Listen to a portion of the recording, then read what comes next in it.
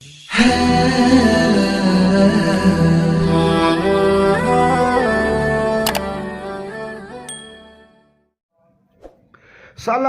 على خير الأنام وسيدي حبيب إله العالمين محمد بشير النذير الحاشمي المكرم عطوف رحيم على من يسمى بأحمد ولكل نبي في الأنام فضيلة وجملتها مجموعة لمحمد बनाया क्या खुदा ने प्यारी सूरत मोहम्मद की हुआ आशिका कि जिसने देख ली सूरत मोहम्मद की जमाले हुस्न यूसुफ पर फकत आशिका जुलेखा थी खुदा खुद जिस पे आशिक है वो है सूरत मोहम्मद की मुसलमानों को जब जन्नत के दरवाजे पे रोकेंगे हुक्म होगा कि जाने दो ये है उम्मत मोहम्मद की خدا اغا ورځ دا چې په دغه ورځ باندې اغا رڼا دنیا ته راله اغا سراجم منیرا دنیا ته راغې چې د کفر تمام تیارې رڼا کړې که په کمره کې د کفر تیاره وه نو رڼا شوه که په کلي کې د کفر تیاره وه نو رڼا شوه که د قیصر او د کسرا په بادشاهۍ کې د کفر تیاره وه نو رڼا شوه که د ایران اتشګده وه نو سړه شوه که هغه لوی لوی بتخانې وې نو بوتان را گزار شول او په ځمکه باندې پرېوتل ولې هر بوت اواز دا کو د ځمکې چې کم دی وحوش و طیور وینا دا کوله گویا اسمان خوشحالۍ کولې نور خوشحالۍ کولې شجر حجر مدر خوشحالۍ کولې په اسمانونو کې ملایکو خوشحالۍ کولې حیواناتو خوشحالیانې کولې یتیمانو خوشحالیانې کولې غریبانانو فقیرانو په زړونو باندې خوشحالیانې راتللې ولې په دې ورځ باندې هغه هستي دنیا ته راله چې سید الانبیا جناب محمد رسول الله وای محمد رسول الله دزمانه وای محمد رسول الله صلی الله علیه وسلم دنیا ته تشریف اوری فرمایلی دا ورځ هغه ورځ ده متفقه محققانه او تحقیقانه قول هم دا دی چې په نهمه د ربیع الاول باندې جناب رسول الله صلی الله دنیا ته تشریف اوری فرمایلی ده پیغمبر علیه الصلاۃ والسلام راغلی دی نو عجیبه دا ده ټیک ده چې کېدی شي دا چې کوم دی د الله خوښه وه او الله تعالی چې کوم دی په دې باندې راضي او الله د رحمت نظر چې د قاری سردالي په زړه کې واچول چې دا ورځ مقرره کړه ولې په دې ورځ چې کومه رڼا راغلې د هغې رڼا د مشن ملګری هم ته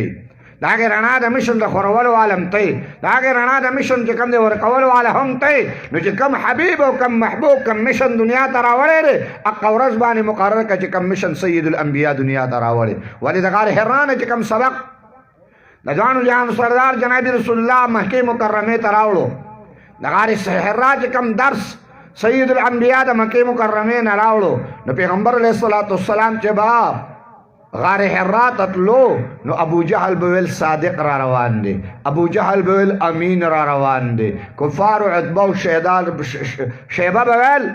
صادق او امین روان دی نو چې روان مو نو خلکو ویل محمد بن عبدالله روان دی محمد بن عبدالله روان دی ابو بکر صدیق د محمد بن عبدالله عمر فاروق د محمد بن عبدالله ابو جهل عتبه او شیبه محمد بن عبدالله صلی الله علیه وسلم خو چې کله دا مشن ځان سره راواغس کله دا درس ځان سره راواغس کله دا سبق د ځان سره د غار حرا نه راواغس او د غار حرا نه راتلو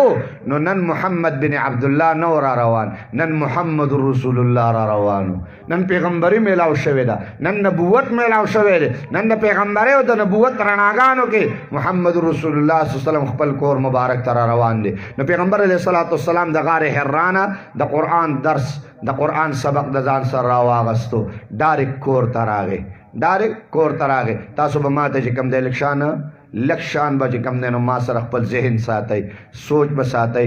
فکر به ساتئ. داسې نه چې کیس ته نه ګډوډ شي چې ظالم مولا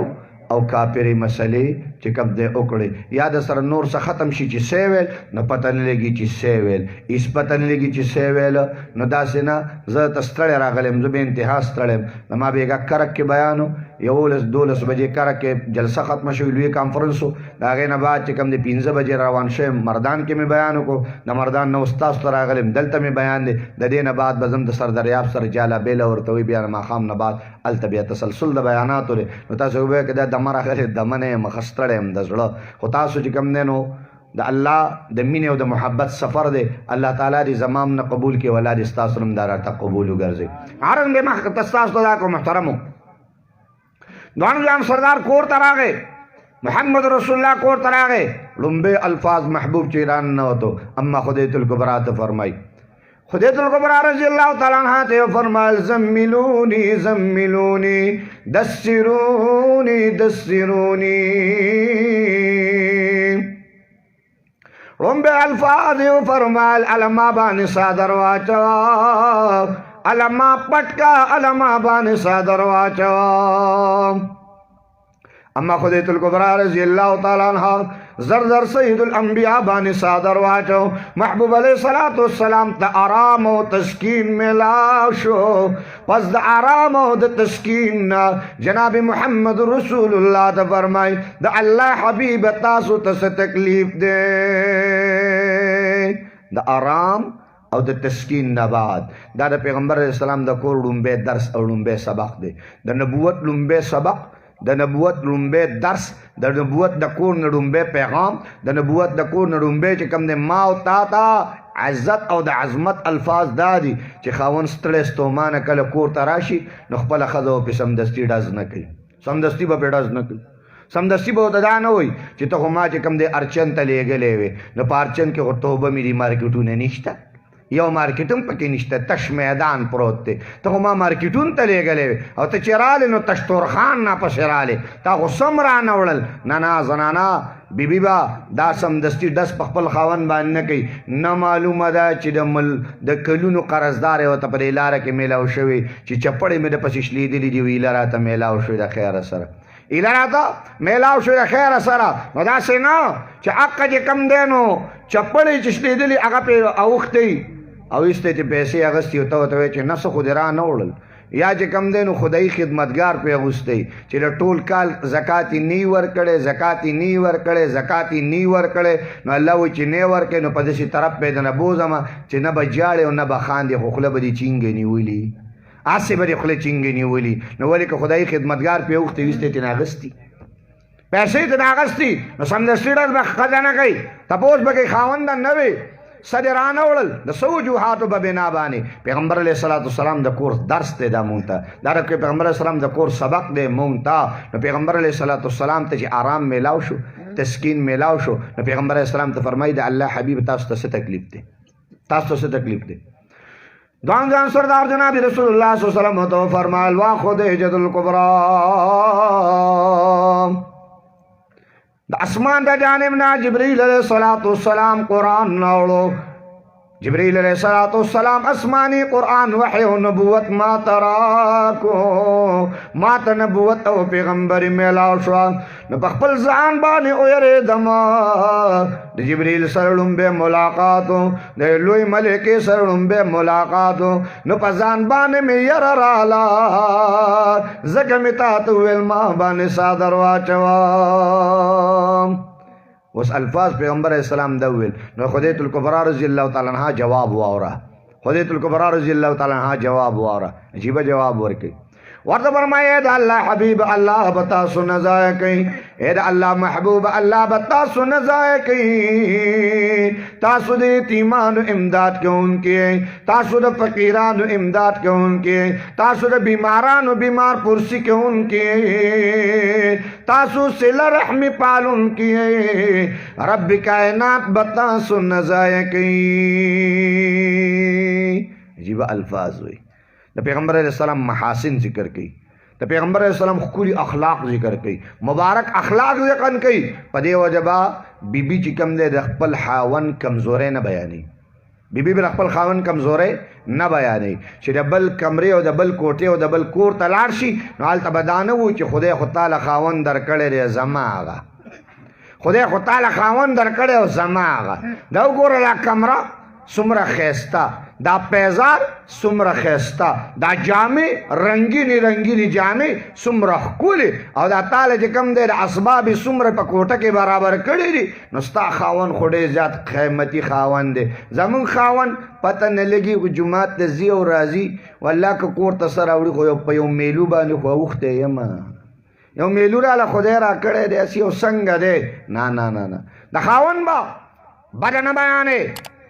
د خاون به کمزورې نه بیانې. په کور کې هر قسم حالات راځي, په کور کې هر قسم حالات راځي. د کور حال بار بیانول دا د بدتر زنانه علامه ده, دا د بدتر زنانه علامه ده. عرض مې دا کو د خاون به چې کوم دی ښکلي ښکلي اخلاق بیانې, محاسن به بیانې, ښکلي ښکلي خبرې به بیانې. د پیغمبر علیه السلام د کور درس زموږ بیبیانو ته دا دی چې پیغمبر علیه السلام ته څه فرمایي, الله به تعالی نه ضایع کوي. یتیمانو امداد کوونکي, غریبانانو امداد کوونکي, صلہ رحمی پالونکي, رشتې پالونکي, الله به تا نه ضایع کوي. اوس دوانو جانو سردار جناب رسول الله صلی الله علیه وسلم حاضري وکړله. اوس دا خبره ځان سره زما د خویندې میندې یاد وساتي که زما اواز ته یې غوږ ایښودی او زما اواز اوري, زما اواز اوري, نو خویندو میندو دلته تاسو ته یو عظمت دی, یو فضیلت دی, یو رفعت دی, یو وقار تاسو ته میلاو دی. دا د سړو نم تاسو ته مخکې میلاو دی, دا د سړو نم تاسو ته مخکې میلاو دی.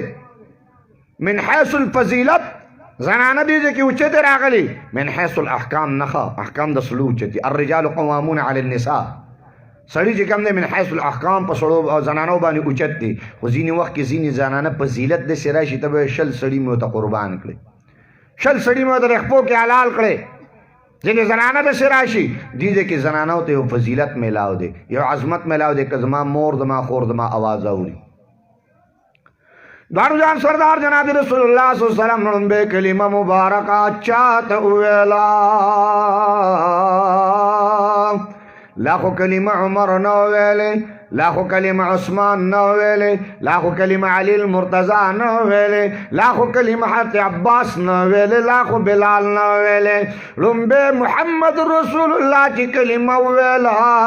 نو هغه زمون د ټول امت مور اما خدیجه الکبرى رضی الله تعالی عنها دا په مخ د ځمکه باندې لومبه کلمه گو, لومبه د لا اله الا الله ویونکې هغه خدیجه الکبرى رضی الله تعالی عنها دا. زنانو د سړو نه مخکې کلمه ویل من حیث مطلق انسان کی, مطلق انسان کې لومبه په مخ د ځمکه باندې سړي لا کلمه نه ویله, ابوبکر نه ویلې چې لومبه کلمه چې کوم دی وویله هغه هم څوک وه, اما خدیجه الکبرى رضی الله تعالی عنها. یو شان زنانو ته دا میلاو. دویم عظمت زنانو ته دا میلاو جناب رسول الله په چهره باندې نبوت چهره باندې نظر لګول د صحابیت شان دی, د صحابیت عظمت دی. لومبه صحابي په مخ د ځمکه باندې چې جوړ شو نو هغه سړی نه دی جوړ شوی, هغه خدیجه الکبرى رضی الله تعالی عنها صحابیه ده. لومبیم شرف دی ته دا میلاو. دویم شرف دریم شرف دا چې پیغمبر علیه الصلاة والسلام د قرآن وینا کولا, د قرآن الفاظ ویل نو د قرآن لومبه الفاظ چا اوریدل, لا ابو بکر نو اوریدلی, عمر فاروق نو اوریدلی, عثمان ذوالنورین نو اوریدلی, علی المرتضی نو اوریدلی. لومبه د قرآن الفاظ سی اوریدل دو هغه اما خدیجه الکبرى رضی الله تعالی عنها چې په شونډو باندې لومبه د الله د قرآن الفاظ رااله. سلورم عظمت زنانو تاسو ته دا دی چې د پیغمبر علیه السلام لومبې شاګردی کې څوک رالل لومبې شاګرد د پیغمبر علیه السلام څوک جوړ شو سړی نه دی جوړ شوی چې ابوبکر دی سړی نه دی جوړ شوی چې عمر دی سړی نه دی جوړ شوی چې عثمان ذوالنورین دی لومبې چې په شاګردی کې څوک راله نو هغه اما خدیجة الکبرى رضی الله تعالی عنها ده زنانو ته د عظمت میلاو دی زنانو ته د وقار میلاو دی زنانو ته د شان او د رفعت میلاو دی مورې د شان او رفعت میلاو دی خورې که زما آواز اوري د شان او رفعت میلاو دی وجوهات څه دي اصل وجه سره حکیم الامه اشرف علي تھانوي رحمت الله علیه دا خبره حل کړې ده هغه فرمایي وی اصل وجه دا ده چې د مور غېږه به ډومبې مدرسې د مور غېږه به ډومبې تربیتګای د مور غېږه به ډومبې پرورشګای د مور غېږه به ډومبې قرآن ښودلو والی د مور غېږه به ډومبې د الله الله لفظ ښودلو والی د مور غېږه به چې کوم د اخلاقو ښودلو والی د مور غېږه به چې کوم د لا اله الا الله ښودلو والی نو د لا اله الا الله کلمه هم ډومبې زنانه ولتلې ده د قرآن شاګرد هم ډومبې زنانه جوړه شوې ده د پیغمبر په مخ باندې نظر هم د زنانه ولګېدلی دی او د پیغمبر علیه السلام باندې ډومبې ایمان راوړونکي هم زنانه جوړه شوې ده د دې غېږه به قیمتي په دې وجه باندې اما خدیجة الکبرى رضی الله تعالی عنها مالدار ترینه زنانه وه مالدار ترینه زنانه داسې مالدار زنانه وه چې د مکې مکرمې نه به د خلکو قافلې تلې نو په قافله کې به د یو سردار 2 خان نوانو د یو سردار به 3 خان نوانو په قافله کې به یو سړي چې کوم دی 4 خان نوانو 15 خان به روانو کو سل اوخانو قافله به روانه وه نو چا به پکې 3 خانو د چا به پکې 2 خانو د چا به پکې 10 خانو د چا به پکې 6 خانو خو اما خدیجة الکبرى هغه تجار زنانه وه هغه هوښیار زنانه وه چې په قافلو کې به د خلکو اوښان تلل او د خدیجة الکبرى به ځان له قافله چې کوم دی روانه وه ځان له قافله یوه قافله به ځان له دې د تجارت روانه وه د لین دین به روانه وه څنګه چې حدیث مبارکو کې راځي چې پیغمبر علیه السلام د دې قافلې یو پیره بوتلې د شام ته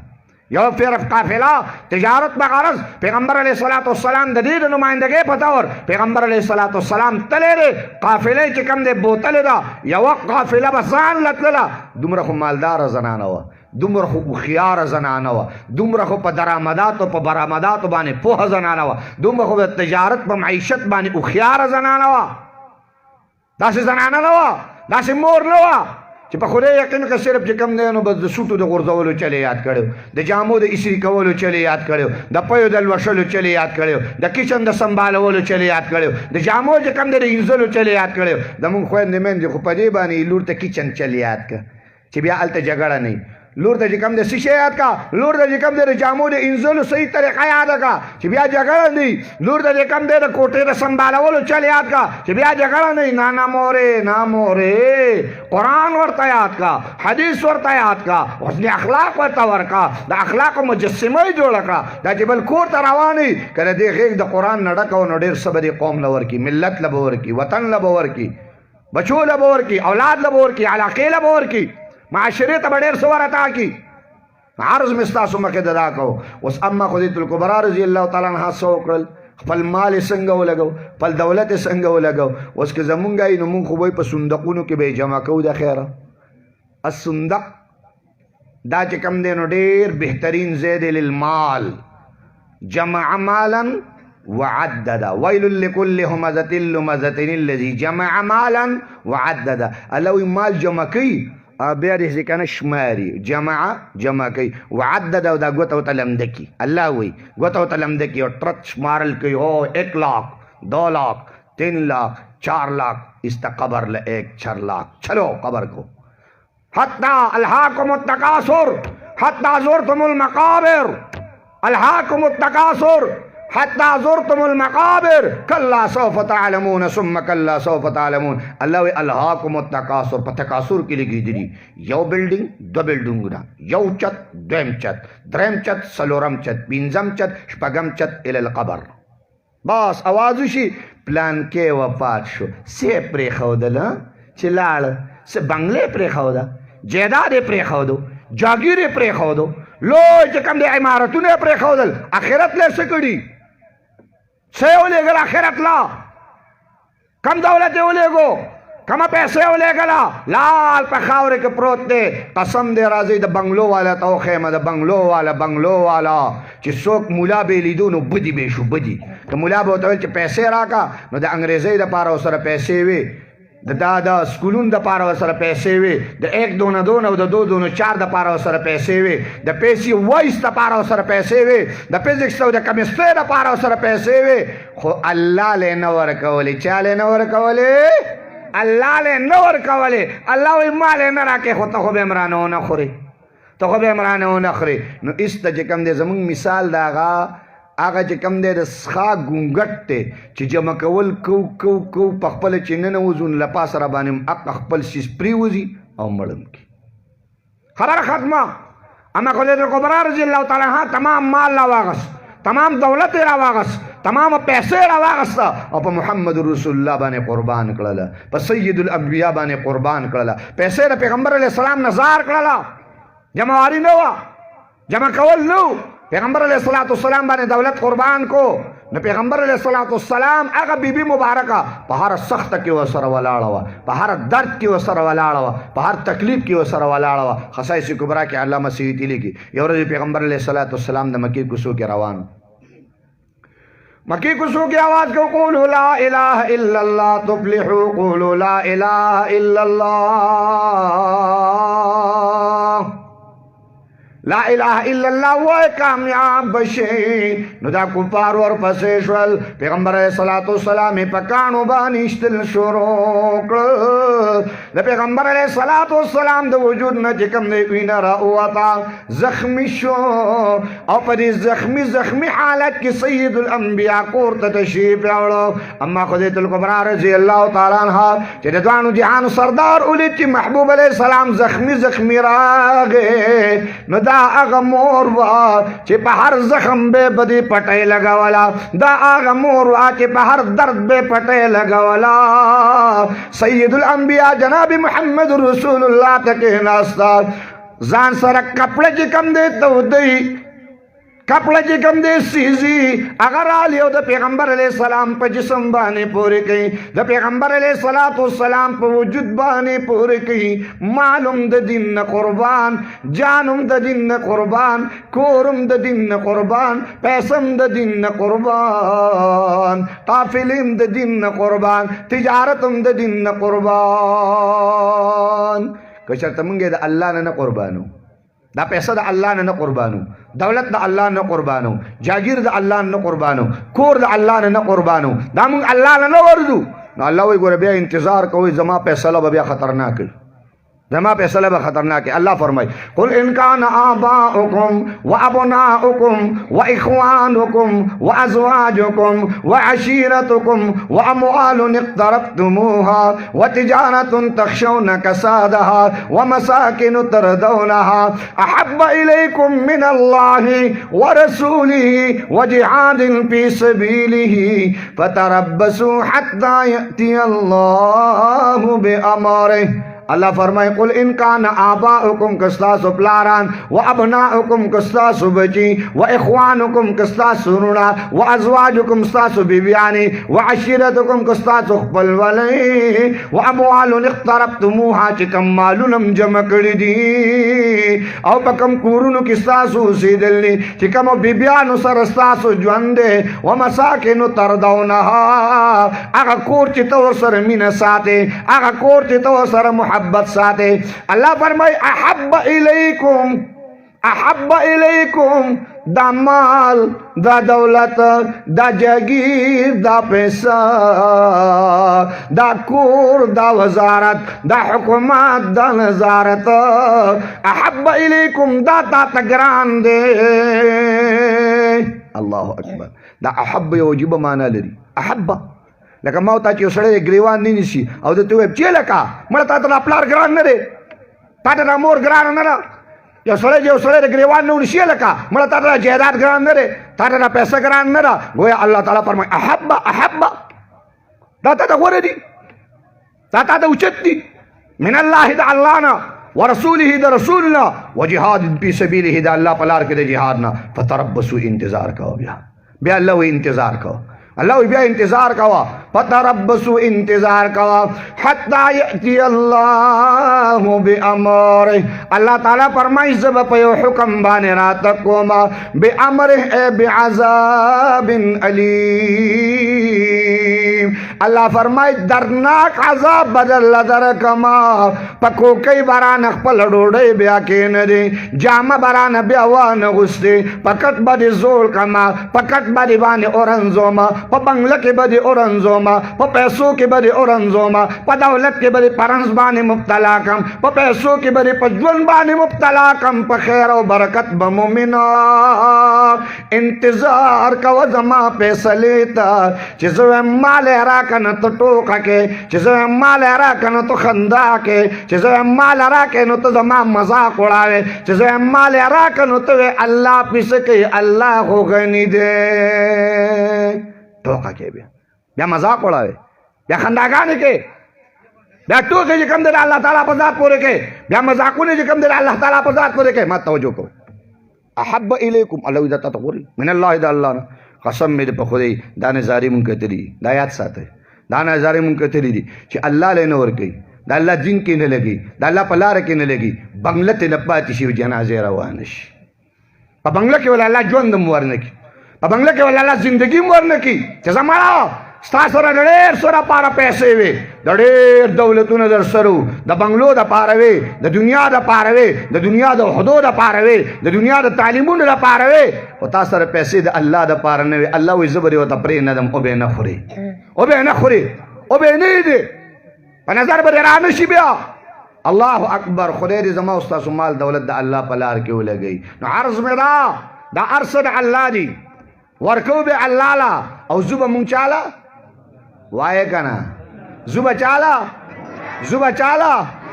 دا پیسہ دا چارا دا دولت دا چارے دا جاگیر دا چارے دا زمکہ دا چارا دا ورز دا چارا دا سحر دا چارے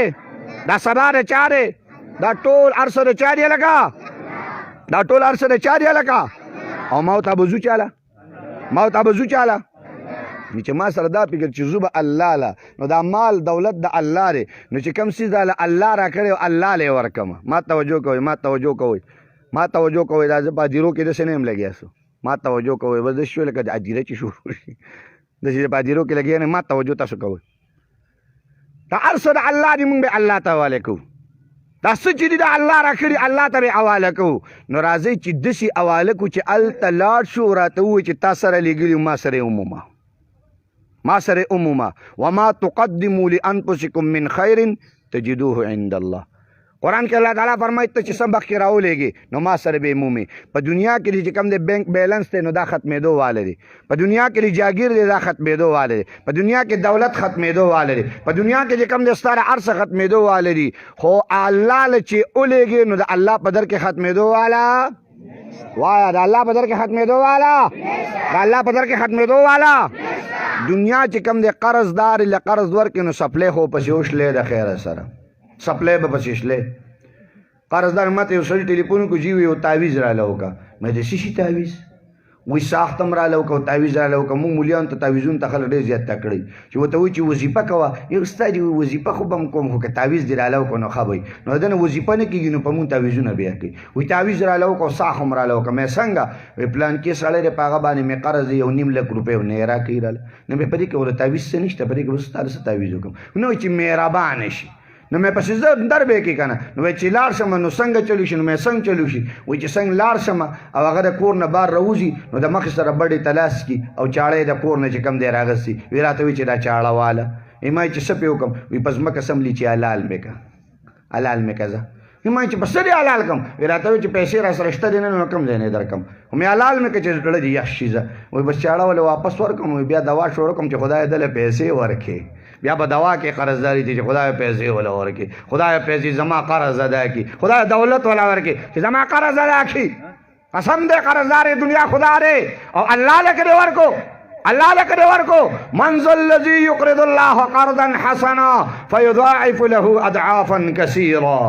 الله اکبر دا الله سے عجیب مینا دا اللہ سے عجیب محبت تے اللہ وی مال ما در کڑے الله وی دولت ما در کړي، الله وی پیسې ما در کړي، الله وی حسن ما در کړي، الله وی طاقت ما در کړي، الله وی قوت ما در کړي، الله وی جیب باندې ما ډک کړي، الله وی بینک ما در کړي، الله وی بیلانس ما ډک کړي دی. الله وی چې دا ما کم در کړي مال یې راکا. الله وی چې دا ما کم در کړي مال یې راکا. نو تعالی می در کړي خو چې مال یې راکړي نو زه هغه ذات یم چې تعالی به چې کم دی دوچن در کوم، یکچن نه دوچن. او اضعافن څومره اضعافن دوچن به څومره درکم کثیره ډیر. نو یو زما استا ډیر دی چې حد شته، کروڑ بشي، لک بشي، ارب بشي، کرب بشي، خو الله تعالی فرمای زما په دربار کې چې کم دی حد معلومه. دا الله د خزانو حد شته، دا الله د خزانو حد شته، دا الله د خزانو حد شته. د الله په ذات مې د قسم چې جمعات الله د اسمان نه راکوزولی شي. دا طاقت د الله او قوت د الله دی. زمونږ عقیده دا ده، زمونږ عقیده دا ده چې الله د اسمان نه جومات چې کوم دی راکوز کړي او په ځای به کښېني، خو الله ګوري چې زما د جومات څوک جوړوي، زما د جومات څوک جوړوي. زه یم هغه سړی قیمتي دی چې د هغه انتخاب الله د خپل جومات دپاره وکړي. زه یم هغه سړی قیمتي دی چې د هغه پیسه الله تعالی د خپل قرآن دپاره د هغې انتخاب وکړي، د هغه دولت په خپل قرآن باندې ولګوي. دا سړی د صدها شکر ادا کړي، لږها دی چې کوم دی شکر ادا کړي. نو صحابو ژوند دا و چې د پیغمبر علیه الصلاة والسلام او د دین نه ارسه قربانول، ارسه چې کوم دی قربانول. الله اکبر. یو ورځ د اختر مبارک ورځ وه، د اختر مبارک ورځ وه. پیغمبر علیه الصلاة والسلام د اختر مانځه ته تیاری کوي. پیغمبر علیه الصلاة والسلام چې د اختر مانځه له کله روانېدو نو اما عایشه رضی الله تعالی عنها پسې آواز وکړو، د الله حبیبه نن د اختر ورځ ده او تاسو ځئ، نن د اختر ورځ ده او تاسو ځئ. جی پیغمبر علیه السلام ورته وایي او عیدګاه ته ځم. وایي د الله حبیبه نن د اختر ورځ ده او زمونږ په کور کې دومره څه نشته چې پاخې کړو، هېڅ نشته په کور کې، زمونږ کور کې څه شته دی نه. پیغمبر علیه الصلاة والسلام ورته وفرمایل نشته څه ویل. او اما عایشه ورته فرمایي د الله حبیبه زه خفه په دې باندې یم چې زما په کور کې څه پاخه نه شو، خو ستا دې کور ته به یتیمان ولاړي، ستا دې کور ته چې کوم دی ډېر فقیران ولاړ وي، ډېر مسکینان به ولاړي. د الله حبیبه کې کور په دروازه باندې فقیر اواز وکړي نو څه به ولې وباسو. کښېنه لکه کښېنه چې اوبه تقسیم نه کړي، دا څه وړی نه دی. ما توجه کوئ. د الله حبیب یتیمان به ولاړي، مسکینان به ولاړي. د الله حبیب هغوی له به څه ورکومه. جناب رسول الله ویل د اختر په ورځ څه نشته. نو پیغمبر علیه الصلاة والسلام کور کې لاسونه پورته کړل. الله اکبر. سید الانبیاء لاسونه پورته کړل. الان تم فقری، الان تم فقری. یا اللہ پا محمد رسول اللہ دنن فقر تمام کو چی اختر رز دو دا پیغمبر پا کور کی سنشتا چی دا پیغمبر پا کور کی ور بلشی. سید الانبیاء فرمائل نن دا فقر اتمام پا ما بانے اوشو، نن دا فقر تمام والے پا ما بانے اوشو. سید الانبیاء جناب رسول اللہ را روان ندوانو جہانو سردار را اوتو دا کورنا، کور اگا کور پاتے شو چې په کور کې د اور د بلولم څه نشته. جناب رسول الله صلی الله علیه وسلم راغی، عیدگاہ کی منز ادا کو، نمانځه نه بعد پیغمبر علیہ الصلوۃ والسلام د عیدگاہ نه واپس کور ته راغی. چې کله کور ته راغی وی کتل د یتیمانو صفونه ولاړ دي، د فقیرانو صفونه ولاړ دي، د مسکینانو قطارونه ولاړ دي، او د پیغمبر د کور نه ول چې کوم دی ار سره روزي او تقسیم شروع دی. جناب رسول الله صلی الله علیه وسلم چې داسې وکتل پیغمبر علیہ السلام حیران شو. الله یا خدا پیغمبر په کور باندې غریبي وا، الله څوک دې مهربان کو چې نن د محمد رسول الله په کور کې خوشحالي رااله، نن چې کوم دې پروانه رااله. پیغمبر علیہ السلام کور ته راننوت. اما عائشہ لګیا د یتیمانو باندې تقسیمول کوي، فقیرانو باندې تقسیمول کوي. پیغمبر علیہ السلام فرمایي عائشہ عائشہ دا چا زما کور کې خو فقیري وه، زما کور کې حسم نو چا راولېږل، دا کوم ځای نه رال. اما عائشہ رضی الله تعالی عنها ته فرمایي د الله حبیبه، د الله حبیبه عثمان ابن عفان رضی الله تعالی عنه او خان را لېږلي دي. پیغمبر علیہ السلام ته فرمایل عائشہ صرف تا کرے را لېږلي که نورو بیبیانو کرے هم لېږلي؟ صرف تا کر را لېږلي که نورو بیبیانو کرا؟ وایي د الله حبیبه هرې بیبي کرے لېږلي دي، د هرې بیبي کرے لېږلي، د هرې بیبي حجرې ته یې لېږلي. د دواړو جهانو سردار چې دا خبره واورېده، پیغمبر علیه السلام چې دا خبره واورېده، لاسونه یې پورته کړل، لاسونه یې پورته کړل. یا رحمان یا رحمان سهل الحساب على العثمان اے رحمان ذات عثمان ابن عفان بان حساب کتاب آسان کا ننی د محمد رسول اللہ کور کی آسانی راوستا ننی د سید الانبیاء کور کی خوشحالی راوستا ننی ستا حبیب خوشحال کو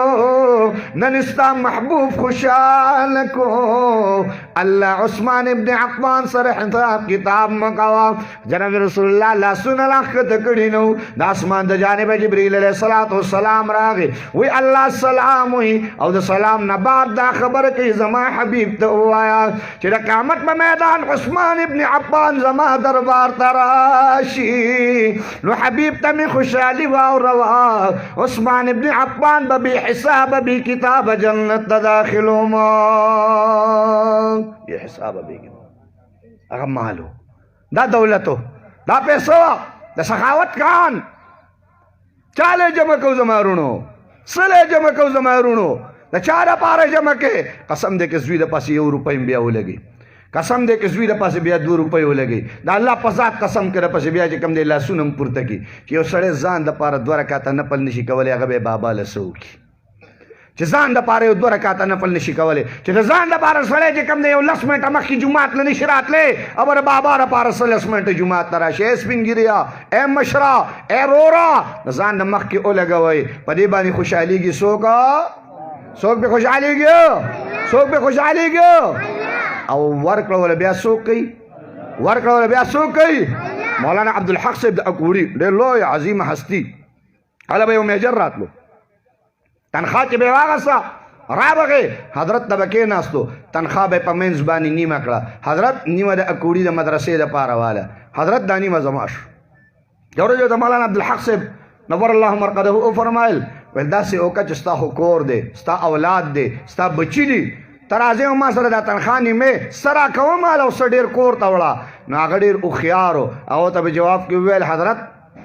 ما دا دیر سوچ نپس دا پیسہ لکڑی دا ما در ډیر فکر نه بعد دا فیصله کړې ده چې زما 2 کورونه دي یو کور مې دلته دی یو کور مې پس د مرګ دی هغه مې کور دی او دا مې کور دی دا کورم آبادول غواړم او هغه کورم آبادول غواړم زم چې دا کور مې آباد شي او هغه کور مې آباد شي دواړه کورونه آبادول غواړم حضرت عبادت دې کومه منظور رکوما ذکرون رکوما تلاوتون رکوما حضرت مارا اللہ سر وعدہ را کرے دا چھ کم دولت تمالا را کے اللہ نیم بتالا در کوما و نیم بر دے کور دا پارا چھ کم دے لگو من نو نیم دولت بے چھ ترت لے گو نزان نبے چھ کم دے مخ کے لے گو دیو خیار خلق دے پر یہ وجہ پیغمبر علیہ السلام فرمائی الکیس من دانا نفسه وعمل لما بعد الموت وہ خیار سڑے سوک دے بنگلو والا نا جاگیر والا نا زمکو والا نا پیغمبر دے تو خیار نرے ویلے چی 3 چتا بنگلا و سلور چتا بنگلے جوڑا چا پیغمبر علیہ السلام ہوئی دا بنگلے والا و خیار چی اس پک وجرے بجے کم دے زمکے والا سر اس پک وجرے بو والا و خیار دالوی دولتو الکیس من دانا نفسہو چی زانے ہو پی جنو وعمل لما بعد الموت او پس دمر گو ما سر سکی گی دا پی جنگلو یوکڑا دا پی جنگلو یوکڑا نو رازی چی دا خپل مالونا دا خپل دولتونا دا چانا قربان کو وای دا چانا قربان کو وای دا چانا قربان کو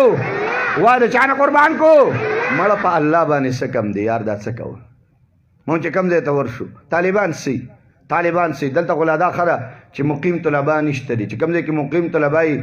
او پا کم دے کی قیام والا طلبائی د شپې چې کوم د پاتې کېدونکي طلبای قسم دی هغوی ځان له وظیفې راټولي هغې وظیفې راټولي معتممان غریبانان چې کوم دی ګرځي د هغې دپاره په دوکانونو کې چندې کوي یو ته مینت کوه بل ته سوال کوه بل ته زاري کوه بل ته چې کوم دی مینت او زاري کوه چې نن دا دولت ستا د دین نه قربان نشو د قرآن نه قربان نشو د اسلام نه قربان نشو د لا اله الا الله نه قربان نشو نو الله وایي په تربصو انتظار کوه بیا به زما فیصله بل شاني چې مال نه راکړي بیا به زما فیصله بل شاني چې زما په لار کې نه لګې بیا به زما فیصله بل شاني په خپلو سترګو دې قبرونو ته خوس کړل بنګلې ته نه پاتې شوې خو ډوډۍ هم پکې سمه ونه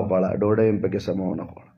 دولت هم پکې سم چې کوم دی خپله مزې پکې ونه کړې خپلې چرچې پکې ونه کړې که تپوس دې وکړي چې مخکې د ځان دپاره کومه بنګله جوړه کړې ده مخکې د ځان دپاره څه لیږلي دي اسم هم نه دي لیږلي راځئ چې د خپل دولت نه مخکې ځان دپاره دولت ولیږو د خپلو پیسو نه ځان نه مخکې پیسې چې کوم دی ولیږو به انشاءالله لګو به ان شاء الله